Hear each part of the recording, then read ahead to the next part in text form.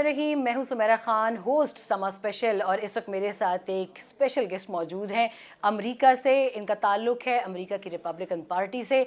America में election होते हैं, दो पार्टी इलेक्शन होता है हमेशा, और पूरी दुनिया की नज़रें होती हैं कि रिपब्लिकन या डेमोक्रेट्स।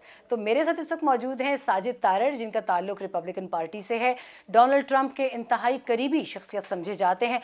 तो क्योंकि इस वक्त बहुत बातचीत हो रही है, तो उन्हीं से बातचीत करते हैं कि अमेरिकन इलेक्शंस में इस वक्त किसकी आमद है, और हम जनवरी के एंड में as a president of United states of America किस शख्सियत को देखने वाले हैं। साजिद साहब, सबसे पहले आपको खुश आमदीद समा में, और कुछ रैपिड फायर टाइप आपसे क्वेश्चन होंगे, क्योंकि डोनाल्ड ट्रंप एक इंतहाई हर दिल अजीज़ शख्सियत उस लिहाज से भी हैं कि वो मुस्कुराहटें बखेरने में भी बहुत कमाल रखते हैं।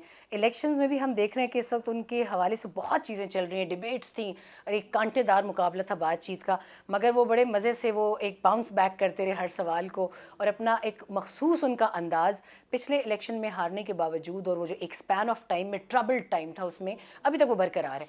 तो आप बताइए कि इस वक्त सबसे पहले तो नाजरीन जानना चाहेंगे कि डोनाल्ड ट्रंप की इस वक्त इलेक्शन के अंदर ग्रिप जो है वो कितनी मजबूत है। ज़बरदस्त। मैं समझता हूँ कि इस वक्त अगर देखा जाए और दुनिया के हालात को अगर देखा जाए तो मेरे ख्याल में it is impossible to beat him in elections. दुनिया जल रही है, अमेरिका मिसाइल्स में घिरा हुआ है, America is leaderless right now. अगर क्वेश्चन किया जाए किसी डेमोक्रेट सपोर्टर को कि who is running the country, where is जो बाइडन, उनके पास कोई जवाब नहीं होगा। और यही मैं समझता हूँ डोनाल्ड ट्रंप साहब को इलेक्शन जीतने के लिए काफ़ी है। नहीं तो उन्होंने तो अपनी मजबूत कैमला हारिस को आगे किया, वो उनमें नहीं समझते कोई अहलियत है इस हवाले से? देखें, इसको डोनाल्ड ट्रंप साहब कहते हैं कि कैमला हैरिस का कैंपेन में आना, रिप्लेस करना जो बाइडन को, पॉलिटिकल कू हुआ है। क्योंकि कैमला हैरिस एक जो प्राइमरी प्रोसेस है उसके ज़रिए सामने नहीं आई हैं, एक नॉमिनेशन किया गया है और जमहूरियत के ऊपर डाका डाला गया है। डोनाल्ड ट्रंप साहब मुसलसल इस चीज़ का इजहार करते हैं। और जो बाइडन साहब ने अपने नाम पर फंड इकट्ठे किए थे वो भी कैमला हैरिस को देकर एक दूसरी सियासी करप्शन की गई है। और मैं समझता हूं उनके लिए मुस्तकबिल में खतरा बन सकती है जो उन्होंने फंड्स ट्रांसफर किए हैं कैमला को कैंपेन के लिए। देखें, इस वक्त देखा जाए तो हमारा जो लिबरल जजेस हैं उसको शेल्टर दे रहे हैं, उसको लिबरल मीडिया सपोर्ट कर रहा है, लेकिन इशू इज़ देयर, क्योंकि वो पैसे बाइडन साहब ने लिए थे अपने नाम पर, अपनी पॉलिसीज़ पे, अपने मैंडेट के ऊपर, लेकिन उनको ट्रांसफ़र कर दिया जाना कैमला हैरिस के लिए it is not a fair thing. अच्छा, मुझे एक चीज़ ये बताइएगा कि कैमला के आने के बाद लोग काफ़ी सवालात उठा रहे थे कि जैसे वो अबॉर्शन लॉ के ऊपर, उनके ऊपर डोनाल्ड ट्रंप साहब ने भी एक डिबेट के अंदर बात की, और फ़लस्तीन का मसला ज़ेर बहस आया, इज़राइल के हवाले से चीज़ें सामने आई। आप मुझे बताएं कि इज़राइल और फ़लस्तीन का एक मसला ऐसा है कि जिस पर दोनों पार्टियां, रिपब्लिकन्स भी डेमोक्रेट्स भी, एक क्रेडिट लेने की कोशिश करते हैं कि हाँ, हम इज़राइल के जो मफादात हैं उसको सेफ गार्ड करते हुए ये मसला हल करेंगे। तो वो मसला कैसे हल करेंगे, क्योंकि आप खुद मसला फ़लस्तीन के ऊपर काफ़ी बात करते नज़र आते हैं।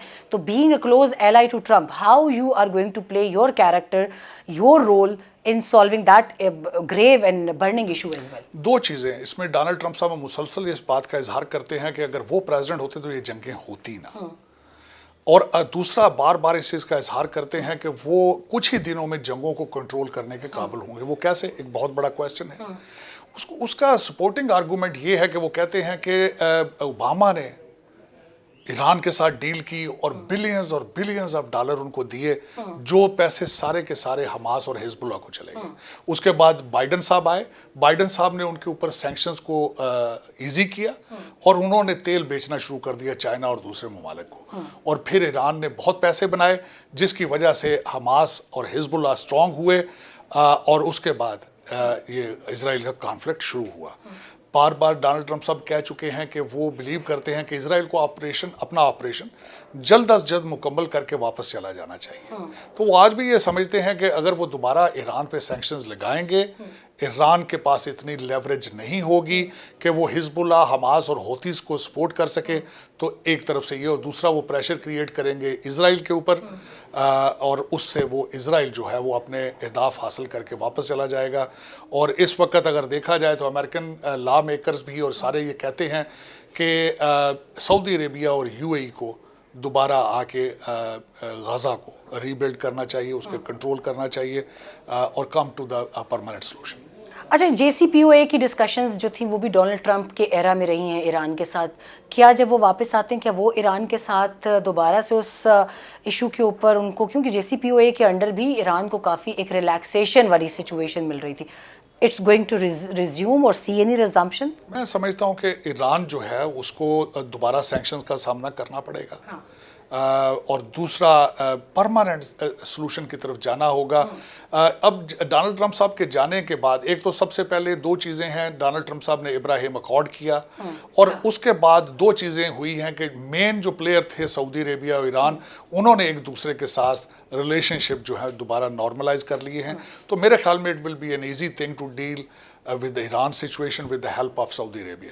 اچھا آپ ایک بات اور بھی کرتے ہیں, امریکی اکانومی کی ہتھیار کے اوپر بہت بیس کرتی ہے, تو کیا دنیا میں جتنی جنگیں ہو رہی ہیں اس حوالے سے ایک تھیری پاکستان میں مانی جاتی ہے کہ اگر ڈونلڈ ٹرمپ آتے ہیں وہ تو ایک اینٹی وار پریزیڈنٹ کے طور پہ جانے جاتے ہیں, وہ جنگوں کے حامی نہیں ہیں. وہ کہتے ہیں دنیا میں جہاں بھی امریکی بوٹس آن گراؤنڈ جنگوں میں ہیں ان کو نکالیں, ان کو ملک واپس لائیں, کم سے کم کیجولٹیز ہوں. تو یہ پھر امریکہ کی اکانومی کیا ہتھیاروں کی خرید و فروخت کے حوالے سے شیٹر نہیں ہوگی؟ نہیں, میرے خیال میں دیکھیں امریکن اکانومی کے کئی اور ٹولز بھی موجود ہیں. اسپیس کے اندر سپریمیسی ہونا, اس کے بعد انٹرنیٹ کا کنٹرول ہونا, اس کے بعد فارماسوٹیکل کی انوینشنز کے اوپر ان کا کنٹرول ہونا, اور بھی کئی ایلیمنٹ ہیں جن کو استعمال کیا جا سکتا ہے. اور دوسرا اس وقت جنگی اہداف کو ٹیرف کے ذریعے کنٹرول کیا جاتا ہے, اکانومیز کے ذریعے کنٹرول کیا جاتا ہے, سینکشنز کے ذریعے کنٹرول کیا جاتا ہے, اور دوسرا اگر جنگوں کی ضرورت ہو تو ڈرونز اور سیٹلائٹس کے ذریعے چیزوں کو ڈیل کیا جاتا ہے. تو میرے خیال میں وہی اہداف جو جنگوں کے ذریعے لیے جا سکتے ہیں, دوسرے ٹولز کو بھی استعمال کیا جا سکتا ہے. ساجد صاحب, یوکرین کو اب تک بہت بڑی اماؤنٹ دی جا چکی ہے, $295 ارب از اے ہیوج اماؤنٹ. میرا خیال ہے آدھی دنیا کی غربت اس سے ختم کی جا سکتی ہے. تو یہ بتائیں کہ ایک پالیسی ہوتی ہے اسٹیبلشمنٹ کی, ایک پالیسی ہوتی ہے حکومت کی. اگر اسٹیبلشمنٹ کی پالیسی, امریکی اسٹیبلشمنٹ کی پالیسی ہے کہ یوکرین کو انہوں نے سپورٹ کرتے رہنا ہے, تو ٹرمپ آ کر اس سے کیسے اختلاف رائے کر سکتے ہیں؟ دیکھیں, سب سے پہلے تو جو رشیا یوکرین وار کو ڈونلڈ ٹرمپ صاحب ہمیشہ اٹیچ کرتے ہیں فال آف کابل کے ساتھ, اور اس کے بعد اس کو جو بار بار جس کا اظہار کرتے ہیں وہ سمجھتے ہیں کہ پوٹن جو ہیں وہ کیلکولیٹ کر چکے تھے بائیڈن اور اوباما کی پالیسیز کو, اینٹی وار جو, اور سیریا میں ان کو ٹیسٹ بھی کیا جا چکا ہے. تو ان سارے ویک پالیسیز کی وجہ سے پوٹن نے اس کا ایڈوانٹیج اٹھایا. بلکہ میں سمجھتا ہوں اس وقت 3 ممالک امریکہ کی ویک فارن پالیسی کا بھرپور فائدہ اٹھا رہے ہیں. نمبر 1 چائنا, رشیا اور اسرائیل. تو میرے خیال میں ڈونلڈ ٹرمپ صاحب آئیں گے, ہی از اے اسٹرانگ لیڈر. ان کی ڈاکٹرن تھی کہ اچیونگ پیس تھرو اسٹرینتھ. انہوں نے اسپیس فورس بنائی. پینٹاگان اس وقت سیریسلی ڈیمورلائز ہے, اس کو وہ اپ گریڈ کریں گے, مورال بہتر کریں گے, اپنے ایلائز کو ساتھ لیں گے, نیٹو کو کنٹرول کریں گے. اس وقت کئی امریکن اس وقت سمجھتے ہیں کہ Ukraine war is nothing but a corruption enterprise. اگر دیکھا جائے تو یوکرین یورپین یونین کے اندر ایک کرپٹ کنٹری مشہور ہے. اس وقت 200 جس طرح افغانستان میں گوسٹ سولجر ہوتے تھے, اس وقت یوکرین کے اندر گوسٹ میزائلز اور بام ہیں جو پیپر پر ہیں لیکن فزیکلی موجود. مجھے یہ بتائیے کہ ابھی بات یہ بھی کی جا رہی ہے انٹرنیشنل اسکول آف تھاٹ کے مطابق کہ امریکہ ایران پر حملہ کرے گا اسرائیل کے لیے, لیکن کرے گا تو نئے صدر کے آنے کے بعد کرے گا, اور اگر ڈونلڈ ٹرمپ صدر ہوتے ہیں تو وہ ایران پر بلا واسطہ حملہ کریں گے, کیونکہ تھرڈ میزائل اور American boats on ground they are already with Tel Aviv right now, جو کہ انفارمیشن. تو واٹس یور تھاٹ؟ میرے خیال میں گریز کریں گے. اس کی وجہ یہ ہے ریسنٹلی صرف سینکشنز لگائیں گے, اور چائنا پہ ٹیرف آئے گا, اور جو ان کی پہلی policies they were working matter of fact. Iran کے اوپر 3 چیزوں پہ اٹیک کرنے کی پروجیکٹ جو تھا وہ Israel was looking at nuclear facilities, military installations اور آئل, ان کے آئل ویلز, جس کے اوپر بڑی ڈسکشن کے بعد انہیں منع کیا گیا تھا to attack on the nuclear and ان کے آئل کے اوپر, کیونکہ اس کے بعد انفلیشن کا ایک دور ایسا آنا تھا جو دنیا ساری کے لیے سنبھالی نہیں جا سکتی. تو انہوں نے ایک جو اٹیک ابھی کیلکولیٹڈ اٹیک کیا ہے اسرائیل نے فار دا فیس سیونگ. اگر امریکہ از کمپیلنگ, اگر pushing Israel to stay away from the war, practically big war, why would they plan to attack Iran? میرے خیال میں وہ نہیں ہوگا. ایران کے اوپر سینکشن لگائی جائیں گی اور ان سے اپنے جنگ کے اہداف جو ہیں وہ حاصل کیے جائیں. مجھے ایک چیز بتائیے, آپ کے لیے ایک لفظ استعمال کیا جاتا ہے کہ پاکستان میں آپ ٹرمپ کے سفیر بھی ہیں, آپ پاکستانی نژاد ہیں, آپ کوشش کرتے ہیں. اگر ڈونلڈ ٹرمپ آتے ہیں، صدارت ان کے پاس ہوتی ہے، تو سب سے پہلی تھنکنگ اس وقت ان کی کیا ہوگی پاکستان کے لیے؟ ایک مخصوص پولیٹیکل پارٹی، چلیں I would name it P T I کے لیے سمجھا جا رہا ہے کہ Trump is going to have a love affair with PTI and they would use their influence on Pakistani government to release their leadership اور اپنی مرضی کے فیصلے کرانے کے لیے. آپ اس وقت ٹرمپ کے سب سے قریب ہیں، کیا آپ ان کی اس ساری جو کیلنڈر ہے اگلا، اس میں کوئی ایسی دیکھتے ہیں کوئی ویریبلس؟ میری نظر میں دیکھا جائے تو امریکہ، نہ صرف امریکہ بلکہ ساری دنیا کے اندر پاکستانی ڈائسپورا میں P T I is very popular, اس میں کوئی دوسری رائے نہیں ہے. لیکن ڈونلڈ ٹرمپ صاحب کے ساتھ آتے ہی اگر پاکستان کے ساتھ پالیسی چینج ہوگی تو یہ بھی ایک میرے خیال میں دور اندیشی ہے. لیکن میں یہ سمجھتا ہوں کہ جس طریقے سے پاکستانی ڈائسپورا نے پاکستان کو پروموٹ کرنے کی بجائے ایک سیاسی پارٹی کو پروموٹ کیا ہے، یہ بھی ایک ریمارکیبل ہے. میرے 35 سالوں میں نے یہ پہلی دفعہ دیکھا ہے. کاش کیا ہی اچھا ہوتا کہ پاکستان کو پروموٹ کیا جاتا بجائے ایک شخص واحد اور ایک پارٹی کو پروموٹ کیا جاتا. لیکن میں I'm not seeing کہ ڈونلڈ ٹرمپ صاحب کی ٹیبل پہ آتے ہی پہلا مسئلہ پی ٹی آئی کا ہوگا. مجھے یہ نظر نہیں آ رہا. اس وقت America is facing many fronts, many issues internal and externals, اور ان کو ہینڈل کرنے کے لیے president will be jumping towards them. اچھا، مجھے یہ بھی بتائیے گا کہ امریکی کانگریس کے لوگ خط لکھتے ہیں پاکستان کو کہ آپ فلاں کو نکال دیں، فلاں کو جیل سے رہا کریں. کبھی ایسا ان لوگوں نے فلسطین کے لیے نہیں کیا جہاں اس وقت تقریباً 50,000 کی شہادتیں کراس ہو چکی ہیں، مگر یہ اتنا پرو ایکٹیو کسی دوسرے ملک کے جوڈیشل سسٹم میں، کسی دوسرے ملک کے کرمنل جسٹس سسٹم کے اندر، کیا امریکہ کی یہ پالیسی کبھی رہی ہے اتنی بائیلیٹرلی بھی اتنا زیادہ جا کے آگے جمپ ان کرنا اور پارلیمنٹس کو خط لکھنا یا اداروں کو خط لکھنا؟ یہ بالکل نہیں، ڈیفینیٹلی ناٹ.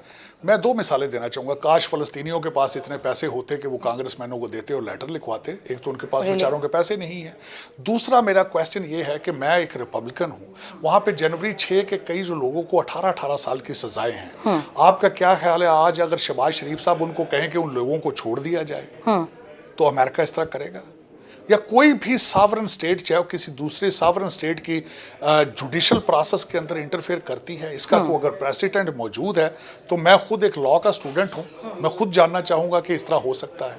لیکن میں ڈیفر کروں گا ان ساری چیزوں سے. یہ ایک پرسیپشن کریٹ کی جاتی ہے.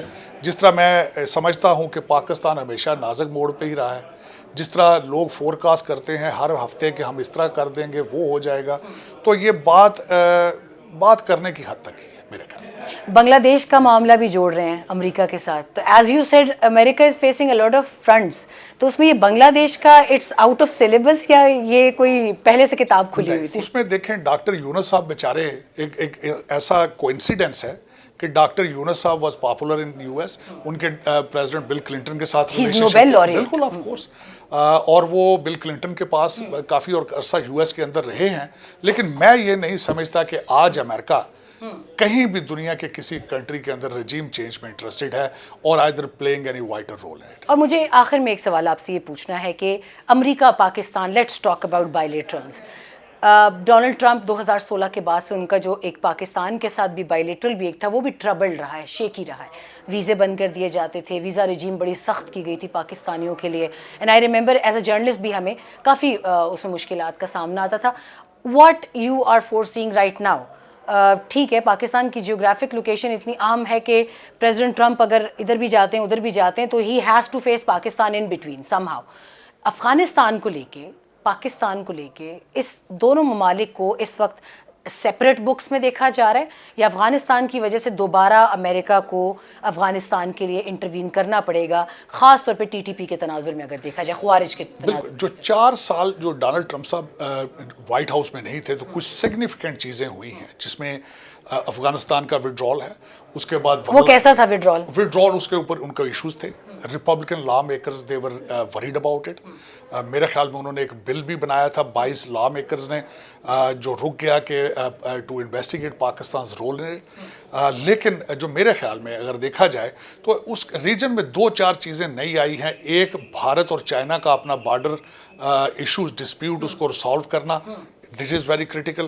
اور اس کے بعد افغانستان کے حالات کے بارے میں जिस तरह मैंने कहा पहले अर्ज की थी कि इनखला का डिफरेंस था दोनों का, बाइडन साहब का और डोनाल्ड ट्रंप का। उसके बाद Russian war, Ukraine war, Gaza war, ये सारी चीज़ों के अंदर इस वक्त अगर देखा जाए, और साउथ चाइना सी के अंदर डेवलपमेंट, चाइना की नेवल जो सुप्रीमेसी है, और उसके बाद जॉइंट एक्सरसाइजेस हैं, और उसके बाद रशिया चाइना का क्लोज होना, ये सारी चीज़ें डोनाल्ड ट्रंप साहब के टेबल पर होंगी। और इन सारी चीज़ों में अगर मैं फोरकास्ट करता हूँ कि पाकिस्तान के साथ रिलेशनशिप बेहतर होंगे पहले से।